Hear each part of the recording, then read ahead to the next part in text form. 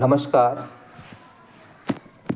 आज अंतर्राष्ट्रीय महिला दिवस है और आज के दिन अर्थात 8 मार्च को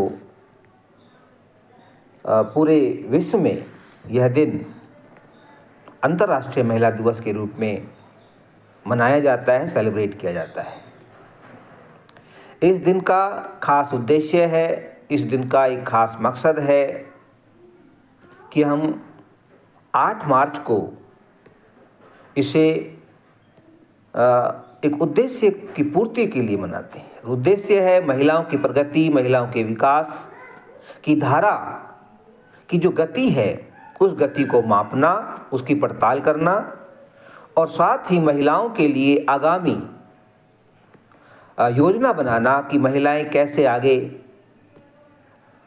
विकसित हों, एक गरिमा में जीवन कैसे वो जिएं, उनकी तरक्की, उनकी प्रगति कैसे सुनिश्चित हो। ये सब इस सब पर मंथन करने के लिए, चर्चा करने के लिए, विचार करने के लिए भी आज का दिन अंतर्राष्ट्रीय महिला दिवस के रूप में मनाया जाता है। तो पूरे विश्व में संयुक्त राष्ट्र संघ, यूनाइटेड नेशंस इस दिन को सेलिब्रेट करता है और फिर यूनाइटेड नेशंस के नेतृत्व में पूरी दुनिया अलग अलग तरह से इस दिन को मनाती है। अंतर्राष्ट्रीय महिला दिवस मनाने की जो शुरुआत है वो 1975 से मानी जाती है, जब 8 मार्च 1975 को पहली बार संयुक्त राष्ट्र संघ ने 8 मार्च को महिला दिवस के रूप में डेजिग्नेट किया था, उसको महिला दिवस का नाम दिया था और तभी से महिला दिवस मनाने की एक परंपरा चल पड़ी है। महिला दिवस मनाने के पीछे इसका एक उद्देश्य, एक इतिहास है कि कैसे महिला दिवस मनाने की का आधार, उसका बैकग्राउंड क्या है और क्यों हमने 8 मार्च को महिलाओं के लिए समर्पित किया। क्या ये दिन हमने महिलाओं को बहुत आसानी से समर्पित कर दिया? ऐसा नहीं है। इसके पीछे एक बहुत बड़ा इतिहास है, एक लंबा उनका महिलाओं का संघर्ष है। फेमिनिस्ट जो थिंकर्स थे या एक्टिविस्ट थे, उन्होंने महिलाओं की तरक्की के लिए, महिलाओं की प्रगति के लिए, उनके विकास के लिए संघर्ष किया, जिनमें बहुत सारी महिलाएं और पुरुष भी शामिल थे। नारीवादी आंदोलन का मतलब ये नहीं है कि वो आंदोलन सिर्फ महिलाओं द्वारा चलाया जाता है। नारीवादी आंदोलन हर वह व्यक्ति जो महिलाओं के विकास और तरक्की में विश्वास करता है वो उसमें शामिल हो सकता है। और बहुत से ऐसे महापुरुष, बहुत से ऐसे एक्टिविस्ट, बहुत से ऐसे थिंकर्स, बहुत से ऐसे चिंतक, विचारक विश्व में हुए हैं जिन्होंने महिलाओं की प्रगति, महिलाओं की तरक्की के लिए मुखर आवाज़ उठाई, मुखर आवाज़ को बुलंद किया और महिलाओं की आज़ादी, उनके अधिकार सुनिश्चित करने के लिए अद्भुत और उत्कृष्ट भूमिका निभाई। तो महिला सशक्तिकरण की दिशा में 1908 में अमेरिका के न्यूयॉर्क में garments workers, women garments workers, वस्त्र उद्योग में लगी हुई महिलाएं सड़कों पे आ जाती हैं और एक बहुत बड़ा आंदोलन शुरू कर देती हैं। उनके आंदोलन का जो उद्देश्य था उसमें 3 प्रमुख बातें थीं। पहला कि महिलाओं को बेहतर वेतन मिले, बेटर पे फॉर वुमेन, क्योंकि उस समय महिलाओं का शोषण होता था, उनको पुरुषों से कम वेतन दिया जाता था। ये सिर्फ भारत में ही नहीं बल्कि पूरे विश्व की यही कहानी थी। अमेरिका जैसे देश में भी ऐसा होता था कि महिलाओं को कम वेतन दिया जाता था पुरुषों के मुकाबले। तो पहली मांग तो थी कि भाई महिलाओं को भी बेटर पे मिले, बेटर पे फॉर वुमेन। दूसरा था शॉर्टर आवर्स ऑफ वर्क, मतलब काम के घंटे कम किए जाएं। काम के घंटे जो है निश्चित नहीं थे और लंबे समय तक वर्कर्स को काम करना पड़ता था, जिसमें महिलाएं भी शामिल थीं। 14-14 घंटे, 15-15 घंटे, 16-16 घंटे महिला वर्कर्स से काम लिया जाता था।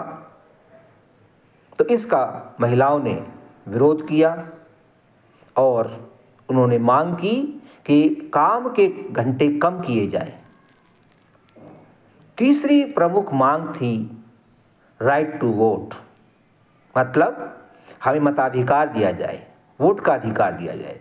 यहाँ ये गौरतलब है कि अमेरिका जैसे बड़ी डेमोक्रेसी में जो 1776 में जहाँ क्रांति होती है और उसके बाद वहाँ पर एक लोकतांत्रिक शासन प्रणाली स्थापित होती है, लेकिन बावजूद इसके महिलाओं को राइट टू वोट नहीं दिया गया था। तो अमेरिका जैसे देश में भी महिलाओं को मताधिकार के लिए लंबा संघर्ष करना पड़ा और 1920 में आके महिलाओं को अमेरिका ने राइट टू वोट दिया। लेकिन इसकी प्रमुख और मुखर मांग 1908 में श्रमिक आंदोलन, महिलाओं के श्रमिक आंदोलन ने उठाई और तब जाके 1920 में आके महिलाओं को ये अधिकार मिला। तो इस तरह से महिला सशक्तिकरण की जो आवाज़ है, महिला सशक्तिकरण के लिए जो संघर्ष है, उस संघर्ष ने ही महिलाओं की प्रगति, महिलाओं की तरक्की सुनिश्चित की और महिलाएं आज के युग में जीवन के हर क्षेत्र में, चाहे वो सामाजिक क्षेत्र है या राजनीतिक क्षेत्र है या आर्थिक क्षेत्र है या सांस्कृतिक क्षेत्र है, उन सभी क्षेत्रों में महिलाएं बहुत बुलंदियों को छू रही हैं, बहुत बढ़ चढ़ करके भाग ले रही हैं, बहुत ही महती और उत्कृष्ट भूमिकाएं निभा रही हैं। लेकिन ये सब संभव हुआ नारीवादी विचारकों, नारीवादी कार्यकर्ताओं, नेताओं के संघर्ष की बदौलत। और उन नारीवादी नेताओं ने जो संघर्ष किया, जो आवाज़ उठाई, जो लड़ाई लड़ी, उसकी वजह से महिलाओं को अवसर मिले, महिलाओं के लिए अवसर खुले, तरक्की के दरवाजे खुले, शिक्षा के जो मंदिर अर्थात स्कूल विद्यालय महिलाओं के लिए बंद थे, वो महिलाओं के लिए खुले और महिलाओं ने पढ़ना लिखना शुरू किया। जब महिलाएं पढ़ गई, लिख गईं, तो वो आवाज़ उठाने के लायक हो गई। उन्होंने आवाज़ उठाना शुरू कर दिया और अपने अधिकारों के लिए लड़ाई लड़ी। इस तरह से महिलाओं को ये तरक्की मिली और महिलाएं आगे बढ़ते हुए आज राजनीति में विशेष तौर पर आगे हैं और बहुत सारे देशों में महिलाएं शीर्ष पद पर पहुंच चुकी हैं। अगर हम बात करें भारत की, तो भारत में महिलाओं की तरक्की और प्रगति की बुनियाद या उसका आधार आधुनिक भारत में महात्मा ज्योतिबा फुले और उनकी जीवन संगिनी, उनकी लाइफ पार्टनर माता सावित्रीबाई फुले के द्वारा डाली गई थी। और उस मजबूत बुनियाद पर आगे आने वाले पुरोधाओं ने समता मूलक समाज, का विचार रखने वाले, समतामूलक समाज का सपना देखने वाले और एक समावेशी शासन व्यवस्था, समावेशी आर्थिक व्यवस्था के पैरोकार के रूप में डॉक्टर अंबेडकर ने उस मजबूत बुनियाद के ऊपर एक भव्य इमारत खड़ी करी, नारी विकास की, नारी सशक्तिकरण की। ज्योतिबा फूले और माता सावित्रीबाई फूले ने महिलाओं के लिए स्कूल स्थापित किए, लड़कियों के लिए स्कूल स्थापित किए, लड़कियों को पढ़ाना शुरू किया, जिसके लिए उन दोनों को सामाजिक विरोध का सामना करना पड़ा। उनके ऊपर कई बार जानलेवा हमले भी हुए कि वो ऐसा काम क्यों कर रहे हैं, महिलाओं को, बच्चियों को क्यों पढ़ा रहे हैं। लेकिन बावजूद इसके उन्होंने पीछे हटने का नाम नहीं लिया। उन्होंने घर छोड़ दिया, घर छोड़ना मंजूर किया, लेकिन बच्चियों को, बेटियों को, लड़कियों को, महिलाओं को पढ़ाने का जो अद्भुत कार्य उन्होंने शुरू किया था, उसे रोका नहीं और उसे निरंतर आगे बढ़ाते रहे। तो नारी सशक्तिकरण के लिए एक बहुत बड़ा सलूट क्रांति ज्योति, सामाजिक परिवर्तन, सामाजिक न्याय के महान योद्धा ज्योतिबा फूले और माता सावित्रीबाई फूले को बनता है। तत्पश्चात 20वीं शताब्दी में डॉक्टर अंबेडकर ने नारीवादी आंदोलन को एक नई धार दी, एक नई दिशा दी। वो उस नारीवादी आंदोलन को बहुत ऊंचाई तक ले गए, एक निर्णायक स्थिति तक लेकर आए और उस स्थिति में महिलाओं को लेके आए कि आज महिलाएं प्रगति के हर क्षेत्र में आगे हैं। इसका बहुत बड़ा श्रेय डॉक्टर अंबेडकर को जाता है। एक नारीवादी चिंतक और एक्टिविस्ट होने के नाते उन्होंने महिलाओं के लिए संघर्ष किया, महिला अधिकारों के लिए संघर्ष किया, आवाज़ उठाई, चाहे वो मैटरनिटी लीव से संबंधित आवाज़ हो, चाहे वो शिक्षा से संबंधित आवाज़ हो, चाहे वो महिलाओं के मताधिकार या राइट टू वोट से संबंधित हो, महिलाओं को राजनीतिक अधिकारों से संबंधित हो, महिलाओं के प्रशासनिक और शासकीय क्षेत्र में हिस्सेदारी की बात हो, तो उन्होंने मुखरता से आवाज़ उठाई।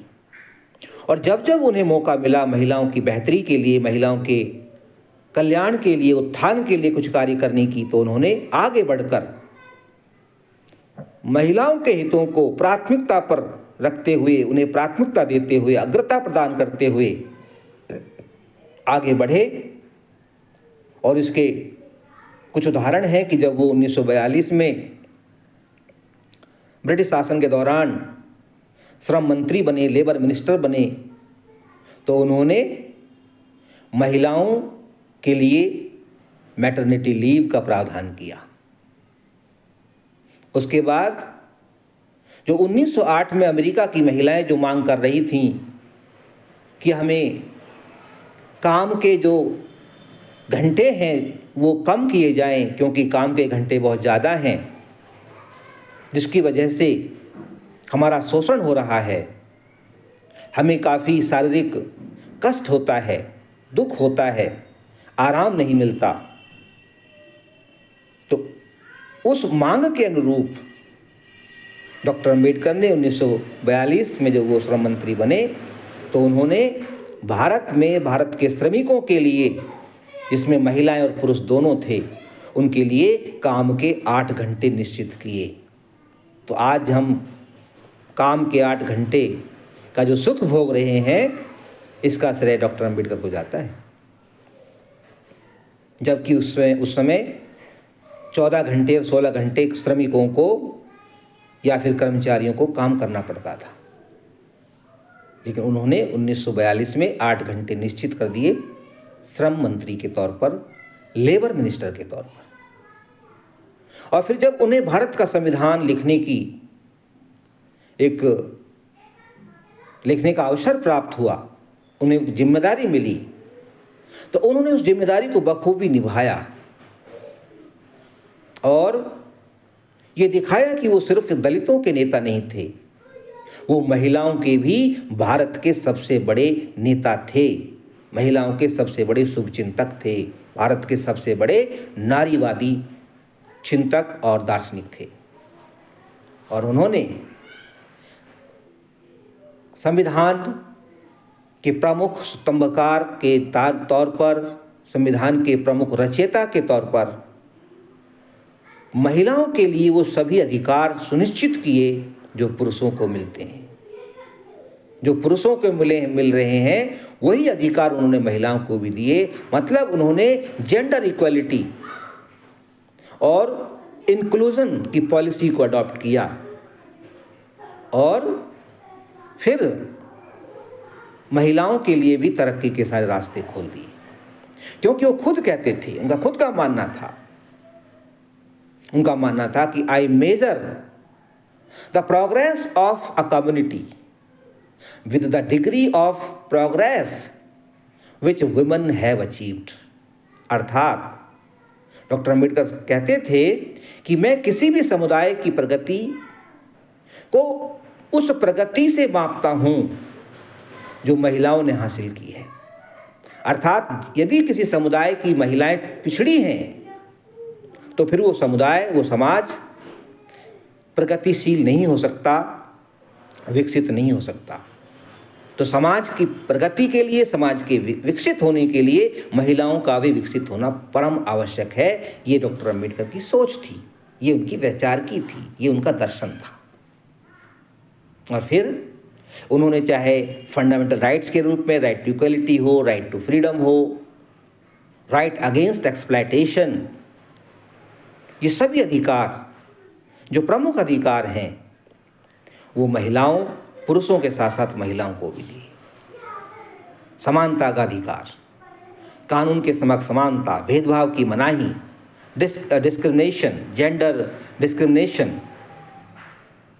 को खत्म किया, equal treatment with all including women, कोई भी महिलाओं को कमतर या दोयम दर्जे का नागरिक नहीं मान सकता। Women are as important citizen of India as men are। जितने पुरुष महत्वपूर्ण हैं उतनी ही महिलाएं महत्वपूर्ण हैं, और जो अधिकार पुरुषों को हैं वही महिलाओं के पास भी है। एक भी अधिकार महिलाओं के पास कम नहीं है, ज़्यादा हो सकता है। तो ये डॉक्टर अम्बेडकर ने भारत के संविधान निर्माता के तौर पर ही सुनिश्चित किया। महिलाओं को सभी राजनीतिक अधिकार प्रदान किए, चाहे वो वोट का अधिकार हो, राइट टू वोट बहुत महत्वपूर्ण है। Right to vote is very important right that ensures the inclusion of citizens in democracy. नागरिकों की लोकतंत्र में भागीदारी सुनिश्चित करता है right to vote. This is the right to vote which decides who will govern us। यही वो अधिकार है जो ये तय करता है कि हमारे ऊपर शासन कौन करेगा। Who will be our representative? Who will represent us? कौन हमारा प्रतिनिधि बनेगा, कौन हमारी समस्याओं के समाधान के लिए हमारा प्रतिनिधि होगा, ये राइट टू वोट ही डिसाइड करता है। तो राइट टू वोट महिलाओं को भी उसी दिन से मिला जिस दिन पुरुषों को मिला। 26 जनवरी 1950 को जब भारत का संविधान हो गया तो लागू हो गया, तो भारत की सभी महिलाओं को पुरुषों के साथ राइट टू वोट मिल गया।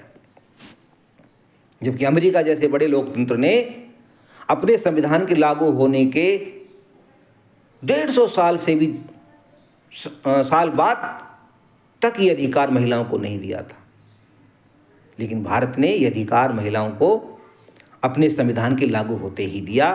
तो इसका श्रेय बड़े तौर पर, बड़े पैमाने पर डॉक्टर अम्बेडकर को जाता है। हालांकि बहुत से ऐसे और भी नेता थे जो महिला अधिकारों और सशक्तिकरण के पक्षधर थे, लेकिन बड़ा श्रेय डॉक्टर अम्बेडकर को जाता है और वही भारत के सबसे बड़े नारीवादी नेता कहे जाते हैं।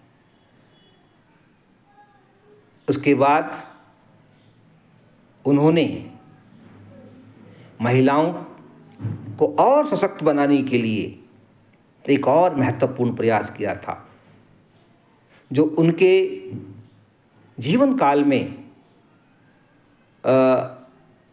वो प्रयास फलीभूत नहीं हुआ, लागू नहीं हुआ, सफल नहीं हुआ, लेकिन बाद में उनका वो प्रयास सफल हो गया।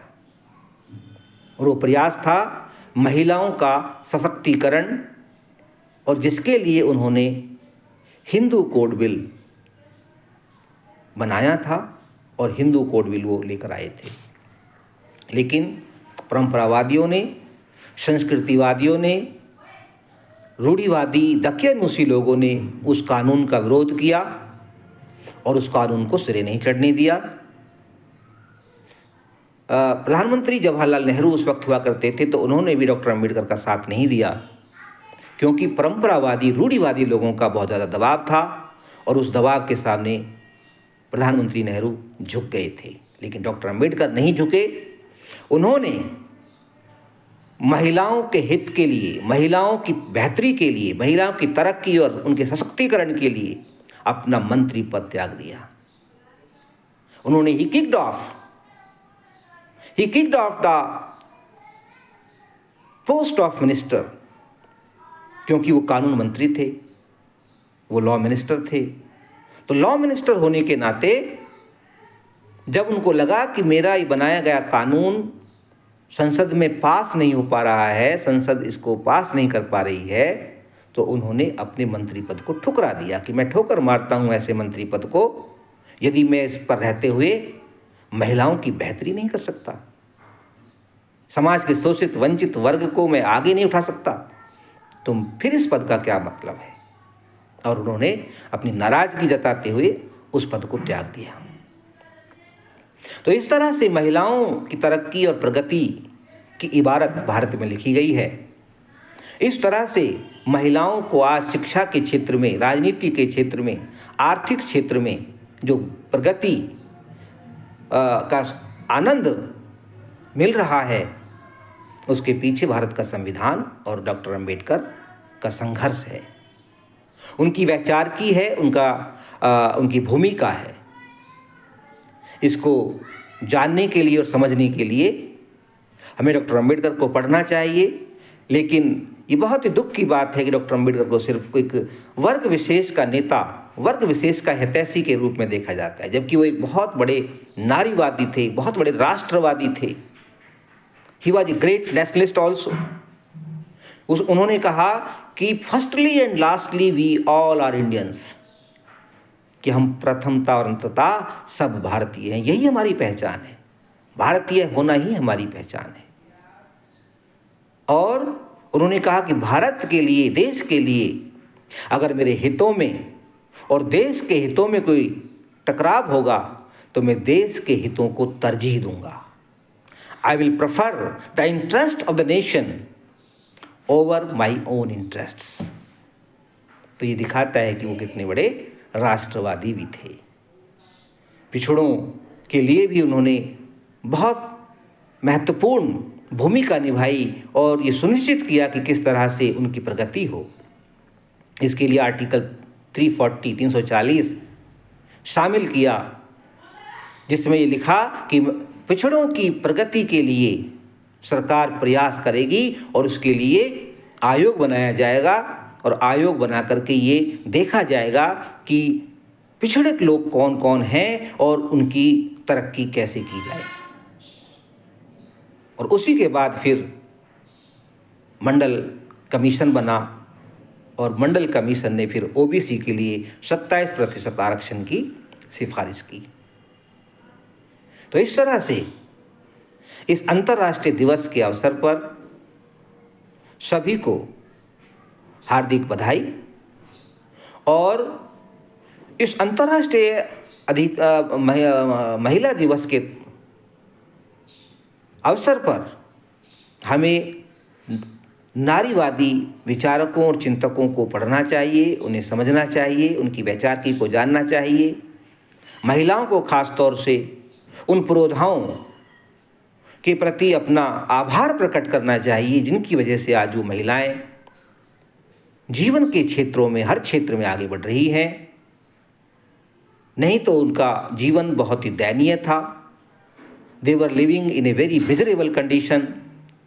There plight was very, you can say, miserable। घर की चार दीवारी उनका कार्य क्षेत्र था। सेक्सुअल डिवीजन ऑफ वर्क के आधार पर उनको घर के काम सौंपे हुए थे। Society was patriotic. पितृसत्तात्मक समाज ने उनको सार्वजनिक क्षेत्र से वंचित कर रखा था। लेकिन धन्य है नारीवादी चिंतक, विचारक और नेता और कार्यकर्ता, प्रमुख तौर से ज्योतिबा फूले, सावित्रीबाई फूले और बाबा साहब डॉक्टर अम्बेडकर, जिन्होंने महिलाओं की मुक्ति सुनिश्चित की, महिलाओं की प्रगति सुनिश्चित की। तो स्वतंत्रता संग्राम के दौरान बहुत सारे स्वतंत्रता सेनानी भी महिलाओं की प्रगति के लिए प्रयास कर रहे थे। तो आज अंतर्राष्ट्रीय महिला दिवस के तौर पर जो ये दिन 8 मार्च आज मनाया जा रहा है, इसका संयुक्त राष्ट्र संघ के द्वारा इसको एक थीम दिया गया है। 2024 का थीम है इंस्पायर इंक्लूजन। इंस्पायर इंक्लूजन का मतलब है कि हमें समावेश या समावेशीकरण को महत्व देना चाहिए, उसको हमें उत्प्रेरित करना चाहिए ताकि समाज का हर वर्ग, जिसमें महिला भी शामिल हैं, वो विकास की धारा में शामिल हो सकें, वो विकास की मुख्य धारा में जुड़ सकें। और अगर हम भारत की बात करें तो भारत का जो 2024 का अंतर्राष्ट्रीय महिला दिवस का जो थीम है वो है invest in woman, accelerate progress. मतलब कि हमें महिलाओं पर ज़्यादा खर्च करना चाहिए, महिलाओं की शिक्षा, उनके स्वास्थ्य, उनकी नौकरी, उनके रोजगार में हमें ज़्यादा इन्वेस्ट करना चाहिए। तभी वो आत्मनिर्भर बनेंगी, आर्थिक रूप से स्वावलंबी बनेंगी। और जब वो आर्थिक रूप से स्वावलंबी बनेंगी, आर्थिक रूप से वो उनकी प्रगति होगी, तरक्की होगी, तो फिर देश की भी प्रगति होगी। तो इसीलिए है invest in woman, accelerate the progress. Progress को हम तभी एक्सेलरेट करेंगे जब महिलाओं की तरक्की होगी। तो इस अवसर पर मैं आपको अपनी एक किताब भी दिखाना चाहता हूं जो मैंने लिखी है हाल ही में, और वो प्रकाशित भी हो चुकी है। और इस पुस्तक का जो टाइटल है वो मैं आपके सामने लेके आ रहा हूँ, महिला अधिकारों के लिए डॉक्टर अम्बेडकर का योगदान। यह पुस्तक आपको ये बताएगी कि महिलाओं के लिए डॉक्टर अम्बेडकर ने कौन कौन से महत्वपूर्ण कार्य किए, कौन कौन सा उनका महत्वपूर्ण योगदान रहा, क्या कदम उठाए, क्या उन्होंने संघर्ष किया। ये सारा आपको इस किताब के माध्यम से जानने और समझने का अवसर मिलेगा। यह पुस्तक नोशन प्रेस के द्वारा प्रकाशित है और यह पुस्तक नोशन प्रेस की वेबसाइट पर आपको मिल जाएगी। और इसका एक लिंक भी जो है आपको मैं इस वीडियो के डिस्क्रिप्शन बॉक्स में आपको ये शेयर करूँगा। आप इस किताब को ज़रूर पढ़ें। ये लगभग 100 पृष्ठों की पुस्तक है, लेकिन इस पुस्तक में डॉक्टर अम्बेडकर का महिलाओं के लिए, महिलाओं के अधिकारों के लिए जो योगदान रहा है उसको बहुत खूबसूरती से आप उकेरा गया है। और यदि जब आप इस किताब को पढ़ोगे तो यकीनन महिलाएं खास तौर से वो डॉक्टर अम्बेडकर के प्रति आभारी होंगी और उन्हें उनको जानने का मौका मिलेगा।